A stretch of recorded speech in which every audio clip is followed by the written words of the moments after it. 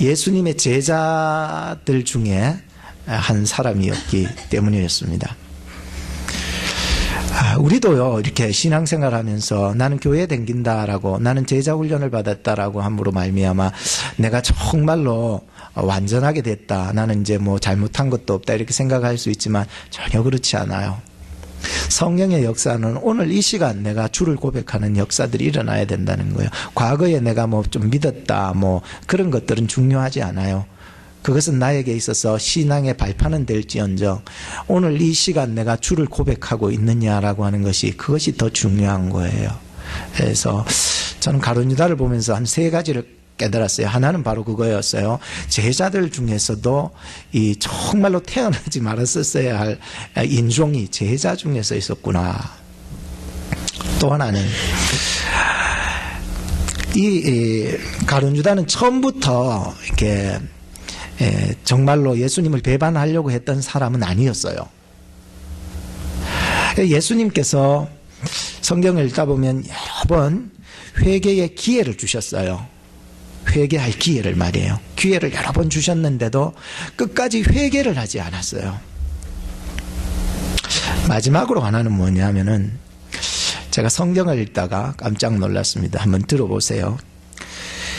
누가복음 22장 3절에 보면 12명의 제자 중에 하나인 가롯인이라 부르는 유다에게 사탄이 들어갔다는 거예요. 또 요한복음 13장 2절에 보면 마귀가 벌써 시몬의 아들 가롯 유다의 마음에 이 사탄이 예수를 팔려는 생각을 넣었더니, 우리는요 끝까지 하나님의 음성을 듣지 않으면은요 우리의 마음의 생각을 지킬 수가 없어요. 그 때문에 우리의 마음의 생각을 끝까지 지킬 수 있는 그런 마음을 가져야 돼요. 저는 이런 현상들을 보면서 어떤 사람은 이 가룟 유다처럼 처음에는 참 뭔가 해보려고 하다가도 나중에는 태어나지 않았었으면 더 좋았을 뻔한, 그렇게 쓰임받다가 간 사람이 있고, 처음에는 정말로 흉악하고 정말로 못돼 빠지고 저렇게 저질스러운 인간인데도 불구하고 정말로 그런 인간이요, 나중에 보니까 새 사람이 되어서 주님의 일 하다가 쓰임받다가 가는 사람 봤어요. 오늘 세상에도 그런 사람 많지 않겠습니까? 그래서 저나 여러분들이나 정말로 오늘 이 시간 나의 육체의 본성대로 그렇게 살아가지 말고 성령이 인도하시는 대로 살아갈 때 가장 안전한 삶을 사는 줄로 믿으시기 바랍니다. 그렇게 살아가야 돼요. 주여, 오늘도 하나님이 말씀하여 주시옵소서, 성령께서 나를 인도하여 주시옵소서 라고 하는 것이 가장 좋은 모습이 될 수 있기 때문입니다. 이솝 우화에 보면은 셋은 두렵지만 하나는 내 밥이다라고 하는 이야기가 있습니다. 무슨 얘기인가 하면은 세 마리의 큰 소가 있었는데, 이 세 마리의 소들이 한테 뭉쳐 있을 때에는 절대로 어떤 사자가 오더라도 겁나지 않았어요. 딱 뭉쳐 있으니까. 그러니까 이 사자가요 꾀를 쓴 거예요. 유혹을 한 거예요. 이 소들이 풀을 각자 뜯어먹고 있을 때에 몰래 찾아가서 한 마리에게 얘기합니다. 너희 저 두 마리가 네 욕하더라고. 그러니까 이 한 마리가요 깜짝 놀라는 거예요. 그러니까 그때부터 살아가면서요 저 두 마리가 내 욕하더라라고 하는 그 생각을 확 심어주니까, 그 생각을요 마음에 확 심어주니까 막 이런 생각이 드는 거예요. 이상하게 보이는 거예요. 그 두 사람이요, 그때부터 모든 행동이요. 그래서 이제 사자가 또 다른 소에게 또 몰래 찾아가서 저 두 마리의 소들이 너 욕하더라 하니까, 이 마음에 고개 쏙 들어오니까요 나머지 두 마리의 소들이 자기 친구들이었는데 이상한 마음이 들더래요. 그 나머지 이제 한 마리 남은 소에게도 몰래 가서 저 두 마리가 너 욕하더라고 이렇게 얘기하니까는, 이걸 마음에 쏙 들어가니까는 막 이상한 생각이 들기 시작한 거예요. 오늘 저나 여러분들이나 내 생각과 마음을요 마귀로부터, 사탄으로부터 지키지 못하면은요 내가 제자로 부름을 받았다 할지라도요 정말로 이 세상에 태어나지 말았었어야 할 그런 인생이 될 수 있다는 거예요. 오늘 여러분들 하나님의 말씀을 집중해서 들으시기 바랍니다. 내 생각과 내 마음을 오직 예수 그리스도 안에서 지켜나가야 된다는 말씀인 것입니다. 예수님께도요, 이 사탄은 계속해서 유혹의 메시지를 전했잖아요. 40일 동안 예수님이 금식을 하시고 광야에 이 마귀 사탄이요, 유혹을 했잖아요. 첫 번째 유혹이 뭐예요? 너무 배고픈데 이 돌이 떡이 되게 해보라 하고 유혹을 한 거예요. 우리는 인생을 살아가면서 먹어야 살지요. 그러면 그 하나님 믿으면 뭐 밥이 나옵니까? 뭐 돈이 나옵니까? 그런 소리를 하는데 그게 유혹인 거예요. 여러분, 내가 밥을 덜 먹고 또 고난을 받는다 할지라도 예수님을 위해서, 하나님을 위해서 사는 사람이 하나님 나라에서 더 칭찬을 받지 않겠습니까? 이 땅의 유혹과 이 땅의 조그마한 환난과 어려움 때문에 예수 파는 일이 없도록 해야 하는 것입니다. 그런데 마귀 사탄은 자꾸만 유혹해요. 신앙이고 그게 뭐 필요 있냐고. 먹어야 살지 않냐는 거예요. 먹어야. 그런데 예수님은 그렇게 말씀하지 않았어요. 사람이요, 떡으로만 사는 것이 아니라고 했어요. 하나님의 입에서 나오는 말씀으로 살아가는 법을 배워야 되는 게 참된 하나님의 백성 아니겠습니까? 또 마귀가요, 데리고 요번에 어디로 간 줄 아세요? 성전이라는 것이에요. 성전이라고 하는 것은요, 제가요 묵상하면서 크게 깨달았어요. 신앙적으로 교만해지는 거예요. 신앙적으로 내가 하나님처럼 될 수 있다라고 하는 그 교만에 빠지게 한다는 거예요. 이게 굉장히 신앙 안에서 무서운 거예요. 네가 거기서 뛰어내려 봐라. 성전 꼭대기까지 데려가서 거기서 뛰어내려 봐라. 하나님이 말씀하셨는데 천사를 동원해서 너 받쳐준다고 했지 않냐라고 하는, 우리의 신앙의 하나님을 시험해보라고 얘기를 합니다. 우리는요, 살아가면서 신앙에 있어서 교만하면 안 되는 줄로 믿으시기 바랍니다. 신앙인은요, 교만하지 않아요. 종교인들은 교만해요. 그런데 내가 뭘 했다, 내가 이렇게 교회 나와줬다, 내가 무슨 일을 했다, 이게 종교인들의 얘기예요. 이런 사람들은요, 얘기를 귀담아 듣지 마세요. 오직 신앙인들은요, 더 주님 앞에서 나는 주님을 위해서 열심히 했었어도 나는 주님 앞에 한 게 있어 없어, 한 게 없다라고 하는 게 참된 종의 얘기라는 거예요. 여러분들 신앙으로 절대로 교만하지 마세요. 교회에 오는 사람들을요, 이래 보면은 참 내가 뭘 했다라고 하는데 그거 내려놔야 그때부터 신앙생활이 되지, 안 그러면 종교생활이에요. 여러분들이 이제 이런 신앙의 교만에 대한 것에 대해서도 정말로 내려와야 되는 거예요. 세 번째, 예수님이 마귀 사탄의 유혹이 못 빠졌어요. 이번에는요, 높은 산에 데리고 나갔대요. 이것도 참 의미가 있어요. 높은 산에 가니까요, 뭐가 보인 줄 아세요? 저도 한국에 전에 3년 전인가 갔을 때 우리 집 앞에 구봉산 높은 꼭대기 오토바이 타고 올라갔어요. 길을 다 만들어놔서 최고 꼭대기에서 딱 보니까는 뭐가 보인 줄 알아요? 예, 시골에 있는 집들과 모든 학교 뭐 이런 것들이 내 눈앞에 딱 보이는 거예요. 너무 좋은 거예요. 그런데 마귀가 유혹한 거예요. 이 모든 권세와 이 모든 재물과 이 모든 영광을 너에게 줄 테니까 내한테 절 한 번만 해볼래? 오늘요, 우리는요, 절대로 하나님만을 섬겨야지 세상의 그 어떤 것에 한 번만이라도, 이거는 마귀의 유혹이에요. 우리는 한 번만이라도 마귀에게 절하는 일이 없기를 바랍니다. 그러니까 마귀는 자꾸만 한 번만이라도 나에게 절해볼래? 유혹을 하는 거야. 그래서 저나 여러분들이나 예수님께서도 이 모든 유혹의 메시지들을 들어서 이길 수 있는 그 비결은 오직 말씀밖에 없었다는 거예요. 사랑하는 여러분, 어쨌든지 여러분 말씀 붙잡고 여러분의 남은 인생을 살아나가기를 바랍니다. 그래야 여러분 살 수가 있어요. 하나님의 음성을 듣고요, 오늘 이 설교 시간에 하나님의 음성을 들을 수 있는 귀가 열려야 되는 것입니다. 앞으로 주목하세요. 조금 떨어지고.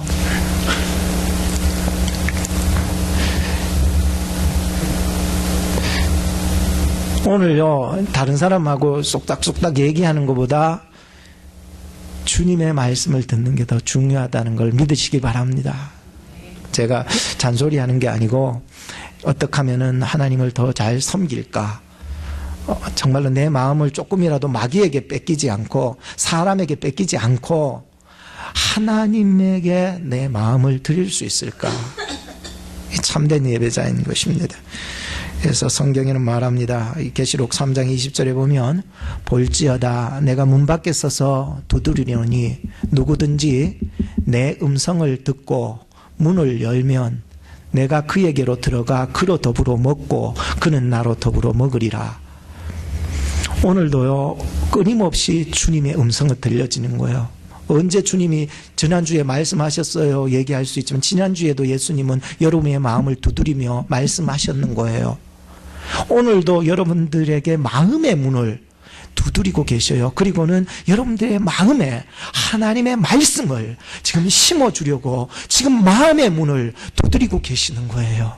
그 마음의 문을 활짝 열고 주님의 음성을 들을 수 있어야 되는 거예요. 주님 내 속에 오시옵소서. 나의 주인이 되어 주시옵소서. 주님 내가 주인이 아니라 이제는 주님이 인도하시는 대로 살아가는 성령의 사람이 되게 해 주시옵소서라고 하는 마음을요. 자, 오늘 말씀을 제가 여러분들에게 가르쳐드리겠습니다. 1절과 2절 말씀을 한번 보시기 바랍니다. 같이 한번 읽어보십시다. 어떤 말씀인지 잘 한번 묵상해 보시면서 들으시기 바랍니다. 집중하시고 1, 2절 같이 시작. 그 사흘 되던 날에 갈릴리 가나에 혼인이 있어 예수의 어머니도 거기 계시고 예수와 그 제자들도 혼인의 청함을 받았더니 라고 말씀하고 있습니다. 우리는 인생을 살아가면서 참 잔치할 일이 너무 많아요. 돌아서면 잔치예요. 저는 한국에서 부목사로 있다 보니까 성도들이 제가 맡은 분들만 해도 엄청 많으니까 그분만 관리하더라도 엄청나게 많이 쫓아다녀요. 뭔 잔치가 있어요. 결혼이 있죠. 돌잔치가 있죠. 돌도요. 한 명만 놓으면은 그냥 한 번만 가면 되는데 애들을요 둘씩 놓고 돌잔치하고 셋 놓고도 돌잔치하고 넷 놓고도 돌잔치하고 그러니까요 이 모든 한갑잔치 있죠. 뭐 잔치 있죠. 하면 다 있는 거예요.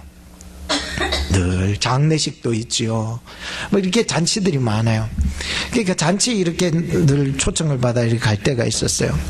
그래서 잔치를 이제 여는 사람들은 가까운 이웃이나 친척이나 가족들을 이렇게 초청을 해서 함께 잔치를 벌려 나가기 시작합니다. 그런데 나는 이 잔치를 보면서 참 한 가지 마음이 들었어요.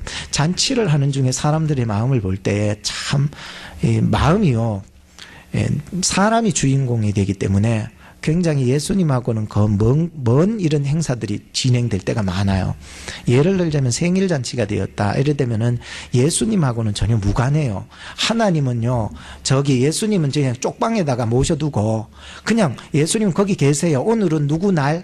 내 날이기 때문에 혹은 돌잔치 되면 내 자식의 날이기 때문에 예수님은 그냥 쪽방에다가 모셔두고 그냥 우리끼리 흥겹고 즐겁게 지내는 거예요.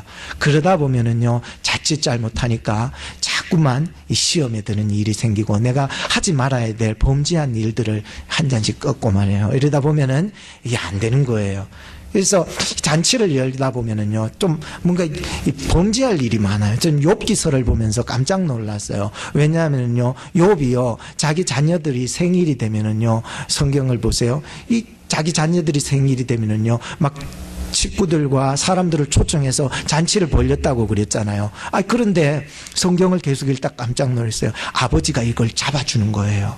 왜냐하면은 이 자녀들이 잔치를 하면서 범죄할까봐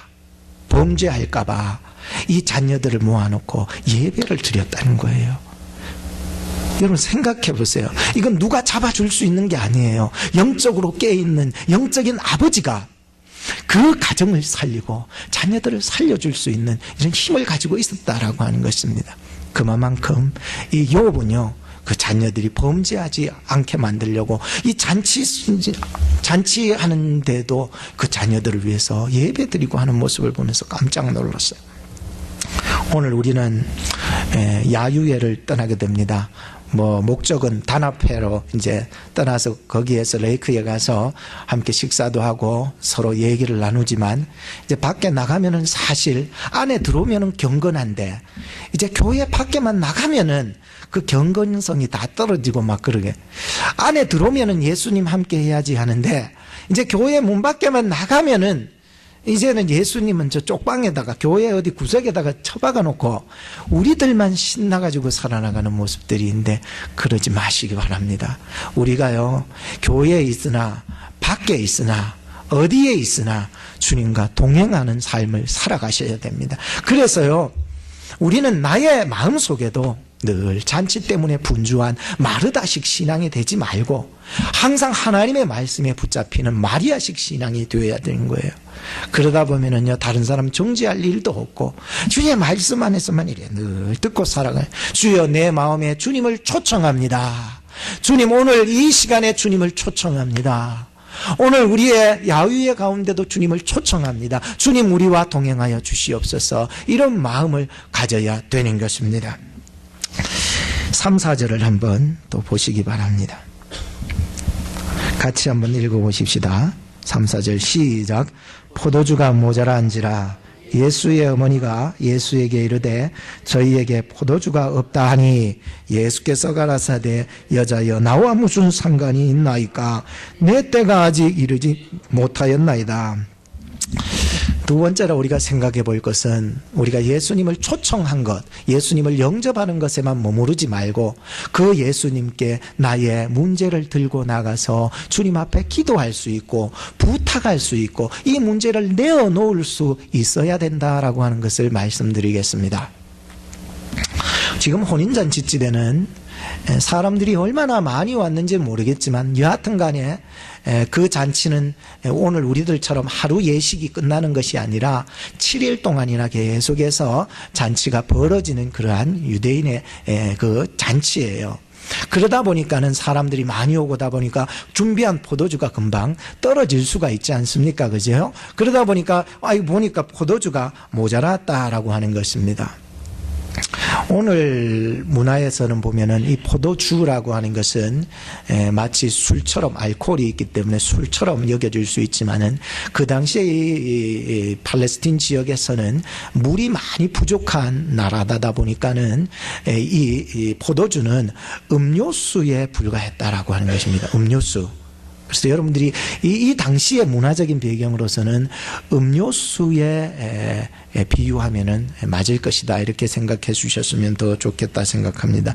그래서 목사님한테 또 여기도 포도주를 마셨는데 오늘 우리도 집에 가가지고 포도주 한 잔씩 마셔도 되지, 그런 의미와는 전혀 다른 내용입니다. 이게 저도 음식점에 가면은요, 이 음료수를 종종 마시는데 제가 좋아하는 음료수가 뭔 줄 아십니까?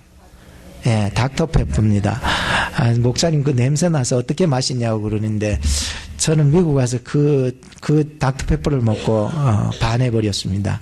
그래서 항상 닥터페퍼를 먹어요. 근데 어느 날 속이 또 많이 안 좋다 보니까는 그 닥터페퍼를 자꾸 먹다 보니까 또 안 좋은 거예요. 이게 먹어도 또 먹고 싶고 왜 달달하면서 또 이상한 맛이 나를 땡기는 것 같아요. 그러니까 너무 맛있어요. 한 잔 다 마시고 나면 이제 또 더 줄까요? 그러잖아요. 식당에 가면. 그러면 더 돌라고. 그러면 또 한 잔 쭉 마시는 거예요. 그래서 내 속에는요, 닥터페퍼가 꽉 차는 거예요. 그래서 안 되겠다 싶어가지고 물을 될 수 있나 한 번씩은 또 물을 마셔요.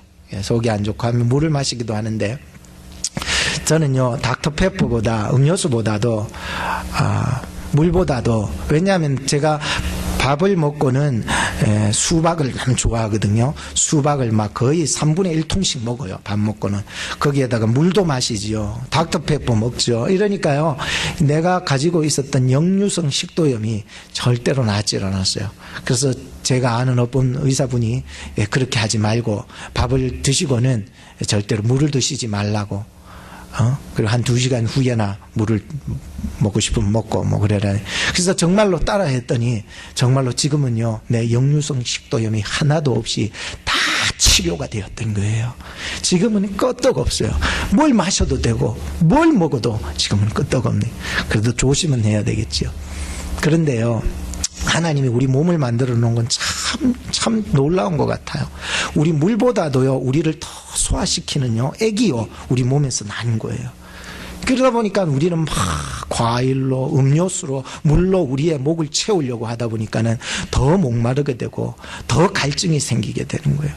저는요, 우리의 몸을 만드신 이 하나님이요, 우리에게 가장 필요한 것은 이 물보다도, 음료수보다도 더 좋은 것은요, 우리의 위액보다도 더 좋은 것은요, 바로 예수 그리스도 그분이시다라고 하는 것을 알게 되었어요. 그분을요 믿으면은요, 내 속에서 생수가 넘쳐날 수 있도록 해주신다고 했었어요.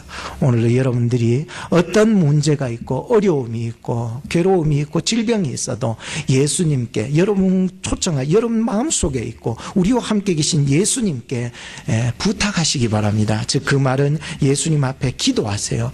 예수님께서는 그냥 질병든 자나 고치시고 영적인 문제, 죄의 문제나 해결하시지 어떻게 이 포도주가 떨어진 이런 사소한 것까지 예수님이 들어주실까라고 생각을 하는데 절대 아닙니다. 큰 일이건 작은 일이건 주님께 내어 맡기고 주님께 기도 부탁하고 주님 앞에 나가 엎드릴 수 있는 여러분이 되기를 바랍니다. 큰 문제만 생기면 주님 앞에 엎드리지 말고 큰 문제건 작은 문제건 그 문제가 작은 하나까지도 주님께 내어 맡기며 기도하셔야 됩니다. 우린 젊은이들은요, 나중에 결혼하는 문제나 또 남자 여자를 사귀는 문제, 작은 문제예요. 그렇지만 이것이요, 주님은 저주가 계세요. 그건 내가 알아서 할게요. 그게 아니에요. 큰 문제건 작은 문제건 다 예수님께 말씀드리며 기도하며 부탁할 줄 아는 믿음이 있기를 주의 이름으로 축복합니다. 이렇게 돼야 된다니까요. 이게 참 믿음이라니까요. 그래야 해결받을 수 있다니까요. 근데 오늘 예수님께서요, 오죽 답답했으면, 자기가 이 지금 혼인잔치의 주인도 아니에요. 그런데 오죽 답답했으면 예수님께 와서 저희에게 지금 포도주가 없다라고 이런 얘기를 던지게 됩니다. 근데 예수님께서 이 말씀을 하셨어요. 근데 그 말씀을, 그 번역본을 보니까는 참 예수님이 얼마나 무뚝뚝하고 오만불손한 얘기로 그렇게 던져지는지 하면서 그런 생각이 먼저 들었어요. 끝까지 들으세요. 자, 킹 제임스 버전에서는 이렇게 번역하고 있습니다. 내가 당신과 무슨 상관이 있습니까? 예수야, 지금 저들에게 포도주가 없다. 그때 예수님께서는 내가 당신과 무슨 상관이 있습니까? NIV에서는 이렇게 얘기합니다. 당신은 왜 나를 이것과 얽히게 만들려고 하십니까? NASB 버전에서는 이렇게 합니다. 저 일이, 포도주가 떨어진 저 일이 어머니 지금 우리와 무슨 상관이 있습니까? 보통 이런 어투는 누군가를 참 멸시할 때 쓰는 말이거든요. 어떻게 뭐 분노가 터질 때에 막 쓰는 말이에요. 이 말투가. 사사기 11장 12절에 보면은 암몬 왕이 이스라엘을 치려고 들어왔을 때에 사사였던 입다가 이런 말을 했습니다. 너가 나와 무슨 상관이 있기에 내 땅을 치려 하느냐 라고 이런 얘기를 합니다. 근데 표면적으로 보면 예수님은 지금 어머니께 그 포도주가 떨어진 것이 우리와 무슨 상관이 있고 나와 지금 무슨 상관이 있습니까? 그 일은 우리가 관여할 문제가 아니라 우리는 초청받은 사람이잖아요. 그러면은 이 지금 포도주가 떨어진 이 일은 누가 관여해야 되는 문제입니까? 초청받은 사람이 관여해야 됩니까? 초청한 사람이 관여해야 됩니까? 초청한 사람이 관여를 해야 되는 문제입니다. 아시죠? 그런데 오늘 대부분의 번역본들은 예수님께서 부탁한 이 일에 대해서 예수님은 공손히 말하지를 않고 어머니에게 막 어떻게 대드는 식의 이런 번역으로 다 되어 있습니다. 그런데 정말로 그렇다면 예수님께서 이런 오만불손한 태도로 어머니에게 정말로 말했을까라고 질문을 던질 때에 저는 아니라고 얘기할 수 있습니다.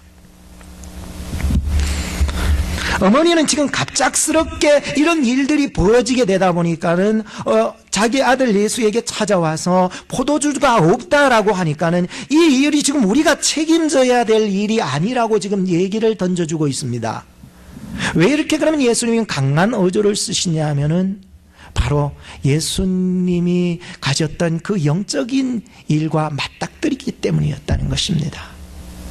그러니까 이 어머니는 보여지는 이 현상에 대해서 굉장히 이 급한 마음으로 예수님께 찾아오게 된 것이에요.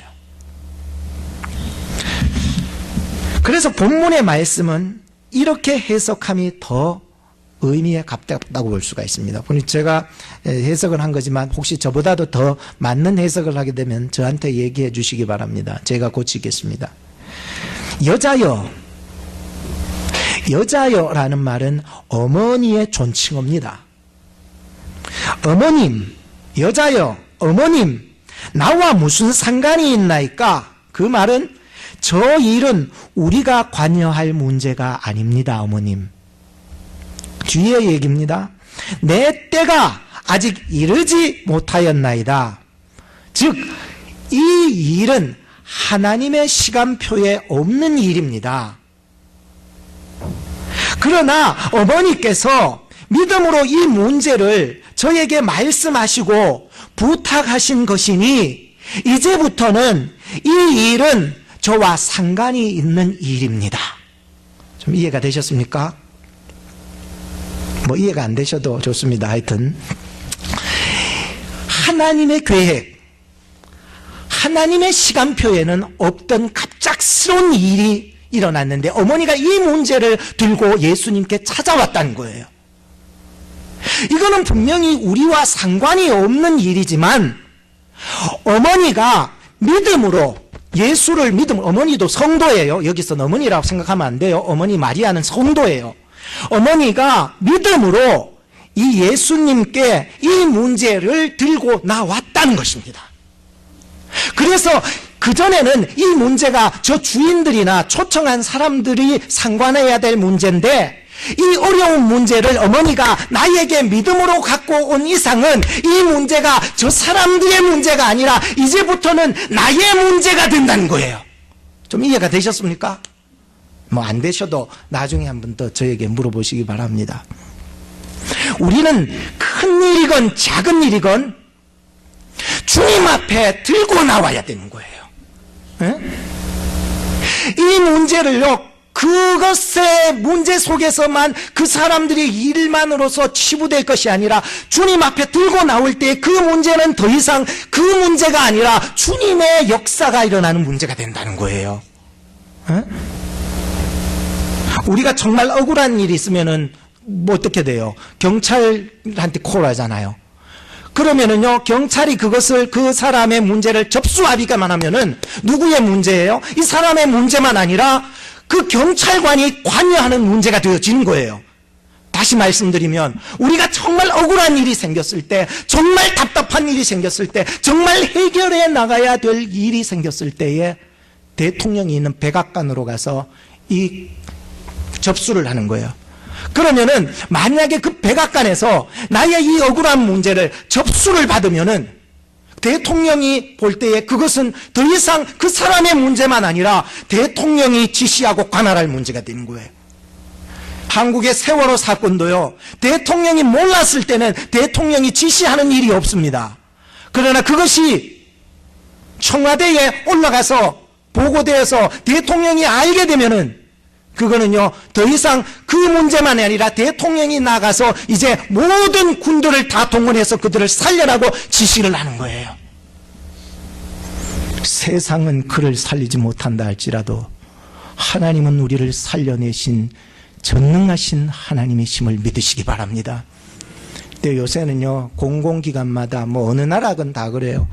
ARS가 있어, 자동 응답 시스템이 있어서 정말로 뭐 어떤 뭐 공적인 일에 대해서 전화를 걸면은 그런 게 뭐 예약은 1번, 예약 확인은 2번, 예약 취소는 4번, 거기까지만 해도 한 1분은 지나가요. 막 시간 안내는 5번, 포인트 뭐 확인은 6번, 비밀번호 변경은 7번, 다시 돌아가려면은 9번, 이용 안내는 0번. 신경질 나가 끊어버리는 거예요. 그러다 보면 또 처음으로 돌아가는 게 또. 오늘 우리가 믿음을 가지고 하나님 앞에 기도하면, 오늘 우리가 믿음으로 예수 그리스도 앞에 우리의 문제를 어떤 것이라도 내어놓으면은 그분께 기도하기만 하면 절대로 그 기도는 땅에 떨어지는 일이 없는 줄로 믿으시기 바랍니다. 아무리 어려운 문제, 죽을 문제라도 기도하면은 그것은 나만의 문제가 아니라 예수님이 그때부터 역사해 나가시는 것입니다. 마지막으로 5절부터 10절을 보시기 바랍니다. 같이 한번 읽어보십시다. 시작. 그 어머니가 하인들에게 이르되 너희에게 무슨 말씀을 하시든지 그대로 하라 하니라. 거기 유대인의 결례를 따라 두세 통 드는 돌항아리 6이 놓였는지라. 예수께서 저희에게 이르시되 항아리에 물을 채우라 하신즉 아구까지 채우니 이제는 떠서 연회장으로 갖다 주라 하심에 갖다 주었더니 연회장은 물로 된 포도주를 맛보고 어디서 났는지 알지 못하되 물떠온 하인들을 알더라. 연회장이 신랑을 불러 말하되 사람마다 먼저 좋은 포도주를 내고 취한 후에 낮은 것을 내거늘 그대는 지금까지 좋은 포도주를 두었다 하니라. 아멘. 여러분, 믿음과 순종은요, 우리를요 기적을 만드는 찬스가 되는 거예요.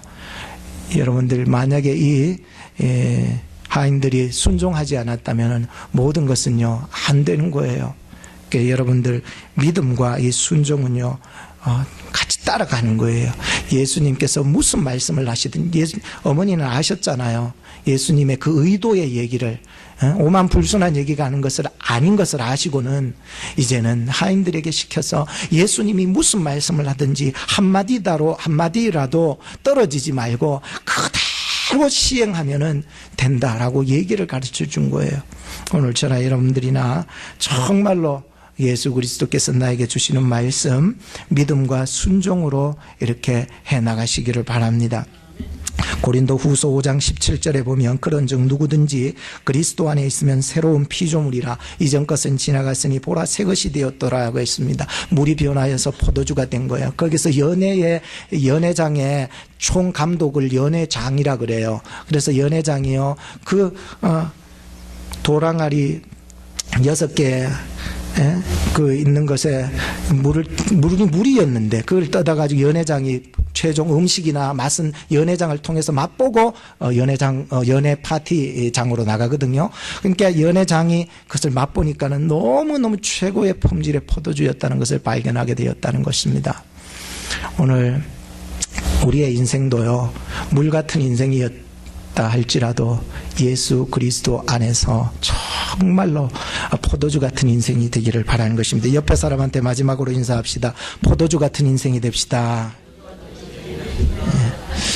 예, 결론을 짓겠습니다. 여러분 앞에 뭐가 보여요? 새 한 마리가 보입니다. 근데 새는요 날개가 몇 개입니까? 2개라는 거예요. 만약에 한 날개가 상처를 받아서 혹은 한 날개가 아프기라도 하면 새가 날 수가 있을까요? 못 나는 거예요. 마치 한 날개는 믿음이요 한 날개는 순종과 같아서 이 믿음과 순종의 날개를 펴서 정말로 우리가 이 예수 그리스도를 믿는 믿음과 순종으로 오늘 우리의 삶 속에서 좀 자유함을 누릴 수 있는 그러한 성도들이 되어야 될 것입니다. 오늘 이 시간 함께 좀 기도했으면 좋겠습니다. 말씀을 생각하면서 기도합시다.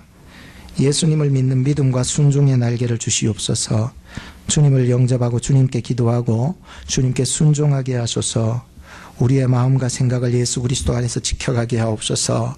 성령 충만하게 살아가게 하여 주옵소서. 성령이 살아가 사람이 되게 하여 주옵소서. 육체의 본성을 따르는 것이 아니라 성령의 인도함을 따라 성령의 열매 맺게 하옵소서. 연약한 자들을 세워주소서. 몸 아픈 자들을 고쳐주시옵소서.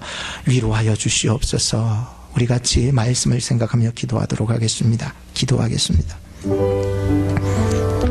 하나님 이 시간